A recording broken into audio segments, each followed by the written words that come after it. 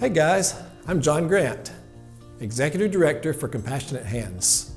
We're a network of 40 Wilson County churches working together to provide winter shelters and year-round resources for neighbors in need.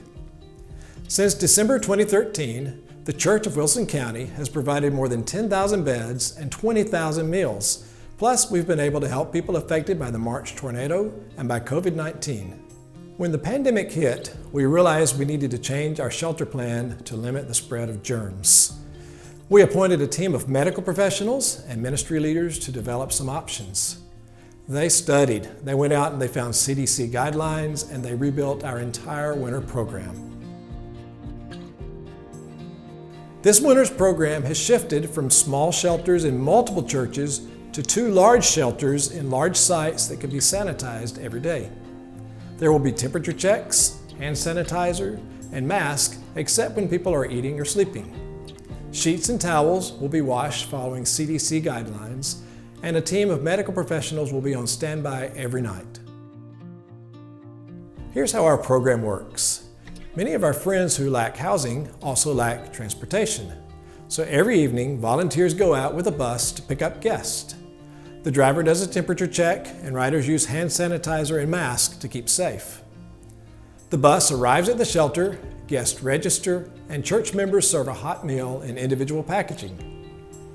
Throughout the evening, there are movies and games and prayer and lots of great conversation. Our new facility, the Center for Hope and Renewal, allows lots of room for the men to spread out for sleeping, and then the Glade Church is providing a facility for the women.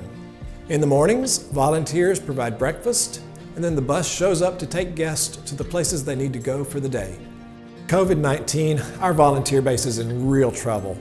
About half of last winter's overnight volunteers were older people, and they can't serve this winter. So here's the big ask. If you're healthy and you're able to stay overnight, please stay overnight.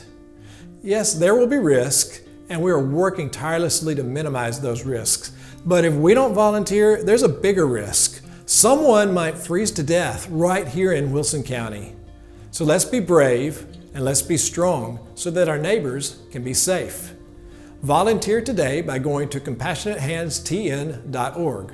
Again, that's CompassionateHandsTN.org. Our dreams go far beyond winter shelters. Our dream for Compassionate Hands is to end homelessness in Wilson County, and the new facility gives us a base to work towards that goal. We named it the Center for Hope and Renewal because people experiencing homelessness have often given up hope. They feel like a failure. So the friendship and the encouragement that grows on these cold winter nights gives hope and changes lives. And that's going to happen every time somebody walks through these doors. We want to see those connections happening all year long. So we have spaces for classes, offices, computers, and all sorts of other resources. With the Center for Hope and Renewal, we're expanding the scope of our ministry.